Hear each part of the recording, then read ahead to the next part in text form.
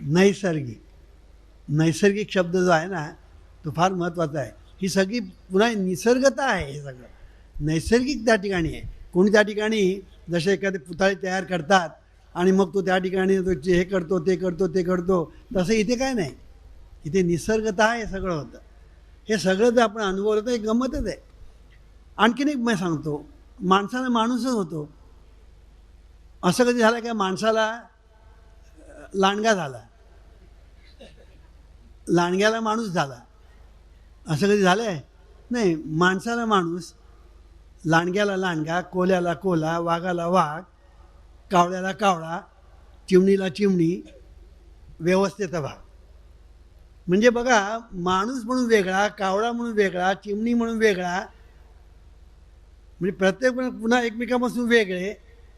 आणि तरीसुद्धा त्यांच्या ठिकाणी कावळा म्हटलं की सगळे सारखे, चिमणी म्हटलं की सगळ्या चिमण्यासारख्या, पोपट म्हटलं की सगळे पोपट सारखे.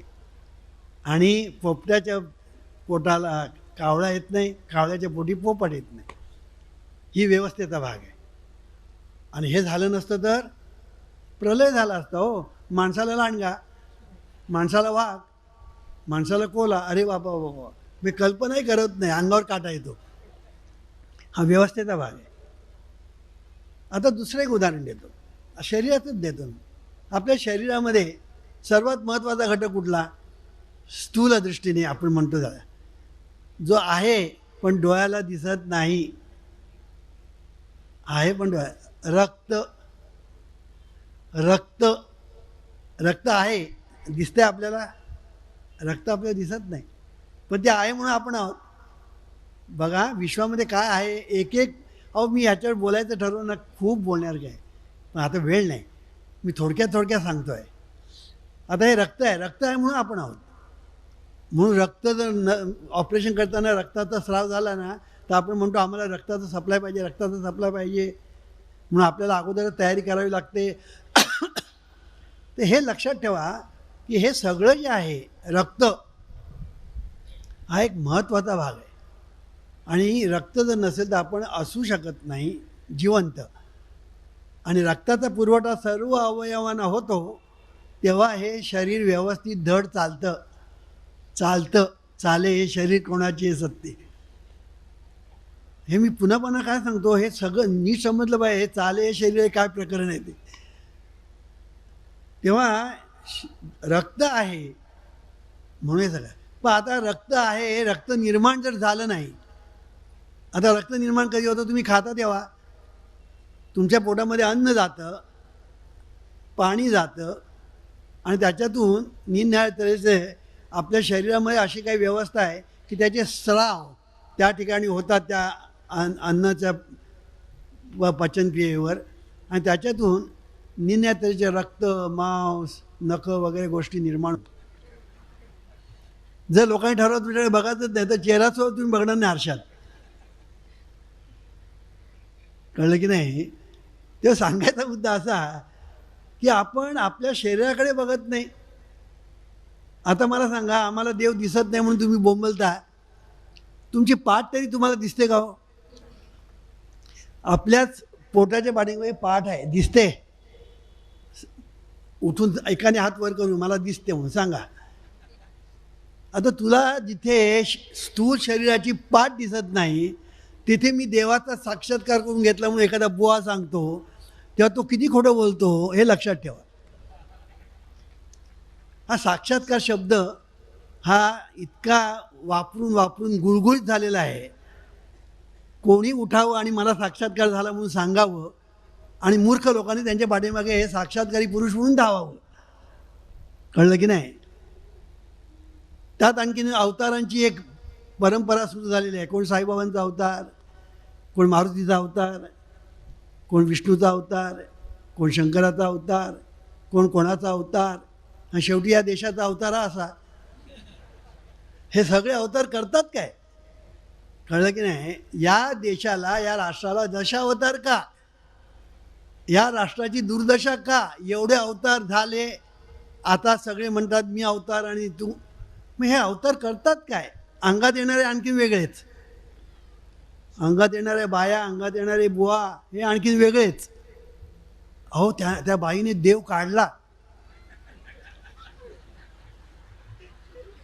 देव काढला म्हणजे ती बाई श्रेष्ठ का देव श्रेष्ठ? म्हणजे त्याने पीक काढलं म्हणतो आपण, शेतामधून पीक काढलं तसं हिने आपल्या शरीररूपी शेतातून देव काढला. काय बोलतात. आणि लोक मूर्ख त्या बाईच्या नारळ फोडतात, त्या बाईच्या पुढे ओवाळतात आणि प्रश्न विचारतात. प्रश्न विचारणारे मूर्ख, सांगणारे मूर्ख, आणि शेवटी तो वेड्यांचा बाजार. असं सांगायचा मुद्दा असा, हे सगळं खोटं आहे. हे सगळं खोटं आहे. अंगात येणं हा जो प्रकार आहे हा आरोग्याचं लक्षण नव्हे, हा वीक माइंडचं, अशक्त मनाचं ते लक्षण आहे. हे लक्षात ठेवा. आमच्या मंडळामध्ये येण्यापूर्वी काही बायकांच्या आणि पुरुषांच्या अंगात येत होतं. आमची प्रवचन ऐकल्यानंतर अंगातलं बंद. अंगात येण्यातच बंद झालं. कळलं की नाही? असो, त्या विषयावर मी काही बोलत नाही. फार तो विषय तर काय मोठा गमतीचाच आहे. ही जी व्यवस्थित हा जो भाग आहे की माणसाचं सगळं माणूस म्हणून सगळे सारखे, पण पुन्हा प्रत्येक माणूस दुसऱ्यापासून वेगळा, व्यवस्थेचा भाग, हा भाग व्यवस्थेचा आहे. आणि इथे डिव्हाइन कॉन्शियसनेस येतं. आणि ह्या व्यवस्थेच्या आतमध्ये जी व्यवस्थापक म्हणून जो कोणी आहे तो व्यवस्थापक वेगळा नाही, त्या व्यवस्थेचाच पुन्हा एक अविभाज्य भाग आहे. आणि तो म्हणजे कसा, स्वयंचलित, स्वयंनियंत्रित आणि नैसर्गिक. म्हणून ही जी व्याख्या केलेली आहे ती. आणि पुन्हा हे सगळं निसर्गाच्या नियमाने बद्ध. काय सुंदर बघा की बाबा, आपण म्हणतो आपल्याला राज्यामध्ये लॉ अँड ऑर्डर पाहिजे. आपण काय म्हणतो? लॉ अँड ऑर्डर पाहिजे. म्हणून लॉ अँड ऑर्डरसाठी आपल्याकडे पोलीस आहेत. आता बघा, या ठिकाणी तिकडे पोलीस बसलेले आहेत. कशासाठी? काय गोंधबिंद होऊ नये, त्रास कोणाला होऊ नये म्हणून ते तिकडे बसलेले आहेत. म्हणजे लॉ अँड ऑर्डर असं आपण म्हणतो. तसं या विश्वामध्ये लॉ अँड ऑर्डर आहे. हे निसर्गाचे जे नियम आहेत ते लॉज ऑफ नेचर आहे. त्याला लॉज ऑफ नेचर म्हणतात. त्याला लॉज ऑफ नेचर म्हणतात. आणि ही ऑर्डर म्हणजे त्या निसर्ग नियमाला धरून जी व्यवस्था आहे ती व्यवस्था म्हणजे ऑर्डर आहे. आणि म्हणून ही लॉ अँड ऑर्डर ही आपण मेंटेन करायची असते. ही लॉ अँड ऑर्डर आपण मेंटेन करायची असते. आता या शरीराची लॉ अँड ऑर्डर आपण मेंटेन केली पाहिजे. कळलं की नाही? आता निसर्गाचे जे नियम आहेत ते दिसत नाहीत. ते दिसत नाहीत. आता बघा, शासनाचे कायदे दिसतात का? दिसतात. शासनाचे कायदे दिसतात? दिसत नाही. पण तुम्ही कायदा मोडलात की तिकडे पोलीस आला. कायदा मोडला की पोलीस आला. तसे निसर्गाचे जे नियम आहेत, हे निसर्गाचे नियम तुम्ही ज्यावेळेला मोडता तेव्हा येतो जो पोलीस, त्याला दुःख असं म्हणतात. तुमच्या जीवनामध्ये जेव्हा दुःख येतं, संकट येतात, समस्या निर्माण होतात, त्याचं कारण तुम्ही हे नियम, निसर्गाचे जे कायदे आहेत, परमेश्वराचे जे कायदे आहेत, लॉज ऑफ नेचर आहेत, त्याचा तुम्ही कुठेतरी भंग केलेला आहे. तो तुम्हाला ज्ञात असेल किंवा अज्ञात असेल, पण तुम्ही भंग केलेला आहे. पुष्कळ लोकांना या साध्या कायद्यातून सुद्धा आपण कायदा मोडतो हे सुद्धा त्याला माहीत नसतं. कळलं की नाही? आपण कायदा मोडतो हे सुद्धा त्याला माहीत नसतं. असे काही लोक आहेत. मग त्यांना कळतं की अरे आपण कायदा मोडला आणि म्हणून पोलीस आला, हे नंतर कळतं त्याला. तसं पुष्कळ निसर्गाच्या नियमांचा आपण ज्याला भंग करतो तेव्हा पोलीस त्या ठिकाणी हजर राहतो. म्हणजे संकट रूपाने, दुःख रूपाने, समस्या रूपाने पोलीस त्या ठिकाणी उभा राहतो. आणखीन एक आहे म्हणजे रोग. माणसाला जेव्हा रोग होतात ना तेव्हा law and order, he order बिघडली. ऑर्डर बिघडली का? लॉ मोडला म्हणून. निसर्गाचे नियम आपण मोडतो ना तेव्हा आपल्या शरीराची बिघाड होते. आणि शरीर एकदा बिघडलं ना की तो परमेश्वर नाही, मग तो सैतान. शरीर जोपर्यंत सुस्थितीत आहे तोपर्यंत तो परमेश्वर. आणि शरीराची व्यवस्था बिघडली की तो सैतान. मग देवा सोडव रे बाबा असं म्हणण्याची वेळ येते. आपण म्हणतो ना, एखादा मनुष्य रोगाने जर्जर झालेला आहे, मग तो काय म्हणतो, देवा सोडव रे बाबा असं म्हणतो. त्याला ते नको होतं की सैतान मागे लागलेला असतो. आणि म्हणून शरीर साक्षात परमेश्वर, सैतानसुद्धा. तुम्हाला जर परमेश्वर पाहिजे असेल, निसर्गाच्या नियमाशी सुसंगत जीवन तुम्हाला जगता आलं पाहिजे. आणि सैतान पाहिजे असेल तर निसर्गाचे नियम मोडा. कळलं की नाही? निसर्गाचे नियम मोडा. आता निसर्गाचे नियम किती आहेत? Infinite. He is infinite in every respect. मी काल सांगितलं, God is infinite in every respect. निसर्गाचे नियम किती आहेत? अनंत. अनंत. आपल्याला किती माहिती आहे? थोडे. आपल्याला किती माहिती आहे? थोडे. आपल्या जीवनाच्या अंगाने तरी किती लोकांना माहिती आहे? ते अगदीच थोडे आहेत. आणि म्हणून मी सांगितलं, विचार तसा जीवनाला आकार. जिथे परिणाम आहे तिथे कारणे असतेच. As you think so you become, मगाही सांगितलं. त्यानंतर क्रिया तशी प्रतिक्रिया वगैरे वगैरे जे नियम आहेत. Law of conscious mind, law of subconscious mind, law of adjustment, law of replacement, असे कितीतरी लॉज आहेत की ज्याचा आपल्या जीवनाशी डायरेक्ट संबंध आहे. आणि हे जेव्हा नियम आपण मोडतो तेव्हा आपल्या जीवनामध्ये समस्या निर्माण होतात. मग रोग निर्माण होतील, दुःख निर्माण होईल, संकट निर्माण होतील, काही निर्माण होतील. म्हणून निसर्ग नियमाशी सुसंगत जीवन जगायला शिका. त्याला उपासना म्हणतात. आम्ही उपासना करतो आणि खरी उपासना ही आहे. खरी उपासना ही आहे.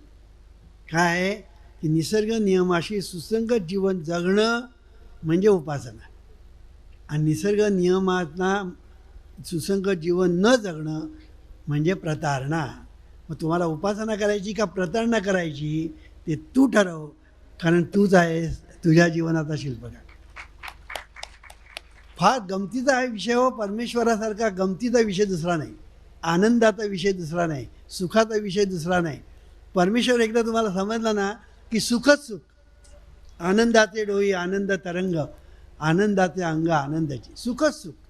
पण आपल्याला समजत नाही. आम्ही देवदेव म्हणून कशाच्या तरी मागे लागतो आणि शेवटी दे दे दे म्हणण्याची वेळ येते.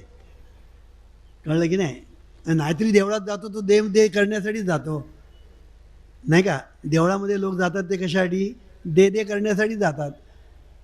देवासाठी कोण जात नाही. गणपतीला ही रांग लागते, चतुर्थीला ही रांग लागते. मला लोकांनी विचारलं, काय लोक देवाचे भक्त झाले आहेत? मी म्हटलं, कसले देवाचे भक्त? ते स्वतःचे भक्त आहेत म्हटलं. ते जाऊन देवाकडे काय मागतात ते विचारा. देवा तू कसा काय आहेस विचारत नाही. देवा मला हे दे, देवा मला ते दे. मग पावसात उभे राहतील, उन्हात उभे राहतील, पण कशासाठी? मागण्यासाठी, देवासाठी नाही. कळलं की देव पाहिजे कोणाला? प्रत्येकाला सुख पाहिजे. आपण वस्तुस्थिती स्वीकारली पाहिजे. कळलं की नाही? तुम्ही कोणालाही विचारा तुला काय पाहिजे, तो सांगा मला सुख पाहिजे. मग तो देव पाहिजे का? हो, सुखासाठी पाहिजे. तो मला सुख देणार असेल तर देव द्या, दुःख देणार असेल तर तुमच्याजवळ ठेवा. हे तुकाराम महाराजांनी 300 वर्षापूर्वी सांगितलं आहे. तुकाराम महाराज लोकांना सांगायला लागले, मी तुम्हाला देव द्यायला आलेलो आहे, तुम्ही घ्या, देव घ्या, कुणी देव घ्या म्हणून ते सांगतायत. लोक सांगतात देव न लगे, देव न लगे, साठवणीचे जागे रुधले. म्हणाले आम्हाला देव नको आहे. कारण तुकारामांनी विचारलं कारण काय? अहो त्याला ठेवायला आमच्याजवळ जागाच नाही म्हणाले. तुम्ही कोणालाही विचारा, तो म्हणजे मला सुख पाहिजे. सुख पाहिजे. देव जर सुख देणार असेल तर पाहिजे, पण तो दुःख देणार असेल तर नको. म्हणून आस्तिक माणसं नास्तिक होतात, नास्तिक माणसं आस्तिक होतात. कारण हे सगळं देवाची कृपा झाली असं वाटलं की तो आस्तिक, आणि देवाने कृपा केली नाही की तो नास्तिक होतो. म्हणजे एका पक्ष पालटतात की नाही. भराभर पक्ष पालटतात. आता बंदी आलेली आहे, कळलं की नाही? पण ह्याच्यावर अजून बंदी आलेली नाही. कोणी आस्तिक व्हावं, कोणी नास्तिक व्हावं, या पक्षात जावं, त्या पक्षात जावं, बंदी नाही आणि ती कधी येणार नाही. असो, सांगायचा मुद्दा असा. आता मी दुसरं एक उदाहरण देतो. ही पृथ्वी आपल्याभोवती फिरते, सर्वांना माहिती आहे. पृथ्वी आपल्याभोवती फिरते आणि फिरत फिरत फिरत फिरत सूर्याभोवती फिरते. बाकीचे ग्रह तसेच. आता बघा, हे जे पृथ्वीचं जे फिरणं आहे आणि विशिष्ट पद्धतीने फिरणं आहे, की बघा ती स्वतःभोवती फिरते आणि फिरत फिरत सूर्याभोवती फिरते. म्हणजे विशिष्ट पद्धतीने फिरणं आणि फिरणं दोन गोष्टी आहेत ह्या चालत. त्यामुळे संबंध आपलं जीवन चाललेलं आहे. आता रात्र आहे, दिवस आहे, त्यामुळे आहे. आपल्याला निरनिराळे ऋतू आहेत, थंडी, उन्हाळा वगैरे, पावसाळा, हे त्यामुळे आहेत. आणि म्हणून हे सगळं जे चाललेलं जे आहे हे ह्याला डिव्हाइन कॉन्शियसनेस म्हणजे दिव्य जाणीव त्याचा संबंध आहे. पण ते जे फिरणं जे आहे ते किती फिरायचं का फिरतच राहायचं, ते किती फिरायचं ते ठरलेलं आहे.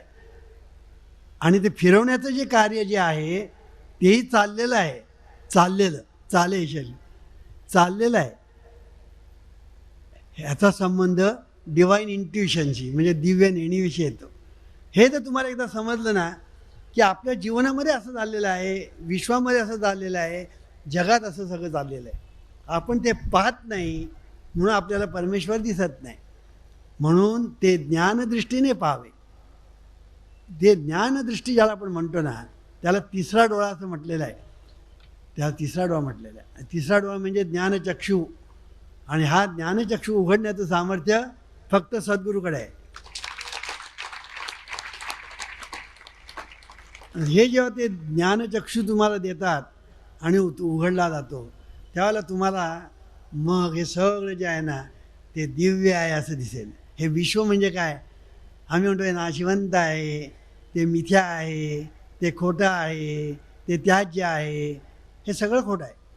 हे जग कसं आहे, विश्व कसं आहे, सत्यम शिवम सुंदरम असं विश्व आहे. आणि ह्या संबंध विश्वाचा चालक पालक मालक पुन्हा तो परमेश्वर आहे.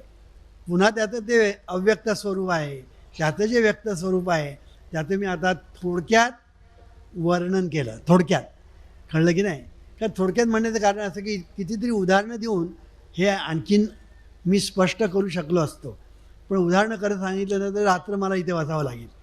तुम्ही थोडेच बसणार आहात, तुम्ही चालायला लागाल, मी इथे. असो, तर अशा तऱ्हेने आपण जर पाहिलं तर ही जी दिव्य जाणीव आपल्या ठिकाणी नांदते, दिव्य नेणीव म्हणजे डिव्हाइन इंट्युशन आणि डिव्हाइन कॉन्शियसनेस. हा दिव्य हा शब्द जरा अंडरलाईन करायचा. का देव हा शब्द तिथून आलेला आहे. दिव्य या शब्दापासून देव हा शब्द आलेला आहे. आणि म्हणून दिव्य जाणीव, दिव्य नेणीव, दिव्य आनंद आणि दिव्य शक्ती हे सर्व मिळून जो आहे तो परमेश्वर. आणि हा परमेश्वर अव्यक्त स्वरूपामधून जेव्हा व्यक्त होतो तेव्हा तो व्यक्त होतो ना तेव्हा तो आपल्या स्वरूपाला सोडून कधी व्यक्त होत नाही. तो स्वरूपाला धरूनच व्यक्त होतो. पाण्याला जेव्हा उकळी येते त्या किंवा समुद्रावर लाट उसळते, मग आपण म्हणतो ही लाट आहे म्हणून. हात लावून बघा, पाणी मिळेल. कारण पाण्यापासून ती लाट उसळलेली असते. आणि म्हणून उसळली लाट की त्या लाटे पाण्यासकट ती वर येते. म्हणून पाण्याला सोडून लाट कधीच नसते. लक्षात घ्या, पाण्याला सोडून लाट कधी नसते. तसं देवाला सोडून आपण कधीच नसतो. आपण कधीच नसतो. आपण कधीच देवाला सोडून नसतो. पृथ्वीला सोडून आपण कधी राहू शकतो का? अहो, पृथ्वीने आपल्याला धरून ठेवलेलं आहे. पृथ्वीने आपल्याला धरून ठेवलेलं आहे म्हणून आज आपण पृथ्वीवर आहोत, नांदतो आहोत. कळलं की नाही? पृथ्वीने जर ठरवलं याला सोडा की गेला कुठे, स्पेसमध्ये. स्पेसमध्ये गेला की गेला, मिनिमेला. तसं पृथ्वीने आपल्याला धरून ठेवलं आहे, तसं देवाने आपल्याला धरून ठेवलं आहे ना, तोपर्यंत चाले शरीर कोणाची आहे सत्य. आणि देवाने आता देवाला असं वाटलं आता बस झालं, कळलं की नाही, आता बस झालं. मग देव म्हणतो आता तुला मी दुसरं शरीर देतो. मग दुसरं शरीर जेव्हा देव देतो तेव्हा त्याला पहिल्याचं विघटन करावं लागतं. आता तुम्ही सोनाराकडे जाता आणि सोनाला काय सांगता तुम्ही, हे बघा ही माझी अंगठी घ्या, ही माझी सोन्याची सरी घ्या, ह्या माझ्या बांगड्या घ्या आणि ह्याच्यातून मला तोडे करून द्या. मग तो काय करतो, ते सगळं भट्टीत घालतो आणि त्याला पुन्हा रूप देतो आणि तोडे करतो. मग आता इथे तुम्ही रडणार का आनंद करणार? तसा हा जो आहे ना तो संघटन करतो आणि विघटन करतो. संघटन होतं ना तेव्हा आपण म्हणतो जन्म झाला, आणि संघटन असतं तोपर्यंत जीवन असतं. विघटन होतं तेव्हा आपण त्याला मृत्यू असं म्हणतो आणि आपण म्हणतो तो आता जिवंत नाही असं आपण. पण त्याच्यामध्ये मृत्यू आणि जन्म असं काही नाही आहे, संघटन आणि विघटन असं आहे. पृथ्वी, आप, तेज, वायू, आकाश ही पंचमहाभूते या शरीराच्या ठिकाणी आहेत. तुमच्या ठिकाणी पण तीच पंचमहाभूत आहेत बघा. आणि ही पंचमहाभूतं जी तुमच्या ठिकाणी नांदतात ती त्याचं जेव्हा विघटन होतं म्हणजे आकाशात आकाश जातं, वायूमध्ये वायू जातो, पृथ्वीतत्व पृथ्वीतत्वात जाते, जलतत्व जलतत्वात जातं आणि प्रकाशतत्व प्रकाशतत्वात जातं, तेव्हा त्याला विघटन असं म्हणतात. आणि म्हणून याच्यात संघटन आणि विघटन हे चाललेलं आहे आणि त्याला जीवनविद्या म्हणते नित्य नूतन. म्हणून वसंत ऋतू येण्याच्या अगोदर पानं सगळी गळून पडतात आणि वसंत ऋतू आला की सगळी नवी पालवी फुटते. मग आपण काय म्हणतो, काश झाडाला नवीन पालवी फुटली असं आपण म्हणतो. आपण आनंद करतो की नाही, आपण आनंद करतो. तसं जुनी माणसं जातात, नवीन माणसं येतात आणि हे राडगाडगं असंच चालतं त्याच्या सत्तेने.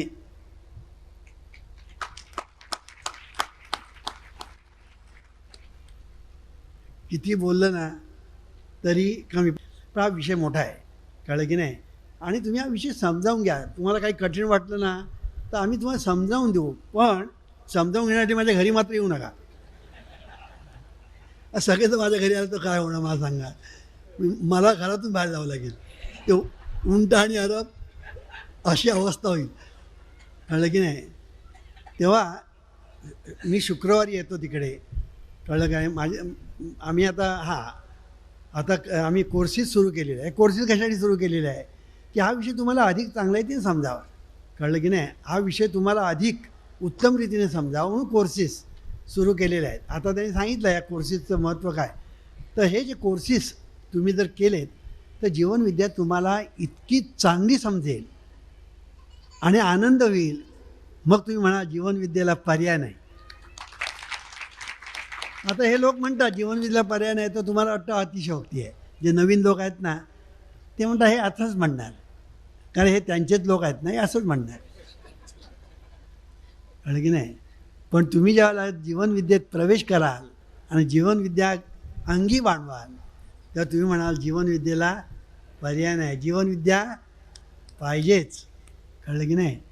तेव्हा ही पुस्तकं या ठिकाणी आणलेली आहेत. ती कशासाठी आणली आहे की प्रवचन आपण घरी गेल्यानंतर होमवर्क म्हणतो, तर पुस्तकं वाचणं हा होमवर्कचा भाग आहे. तुम्ही जर होमवर्क जर केलं आणि प्रवचन ऐकलीत, होमवर्क करून जर तुम्ही कोर्सेसला गेलात आणखी चांगलं समजेल. ही पुस्तकं जी आहेत ती आपण घ्या, सगळी एकदम घ्या म्हणत नाही, पण पहिली छोटी छोटी घ्या, ती वाचा, कळलं की नाही. मग तुम्ही मोठी घ्या, त्याच्याहून मग मोठी घ्या आणि मग तुम्हाला ही पुस्तकं किती आपल्या जीवनाला आवश्यक आहे याची कल्पना येईल. संसार सुखाचा करण्यासाठी आवश्यक आहे, लक्षात ठेवा. संसार सुखाचा होत नाही, तो करायचा असतो आणि त्याच्यासाठी जीवनविद्या आवश्यक आहे.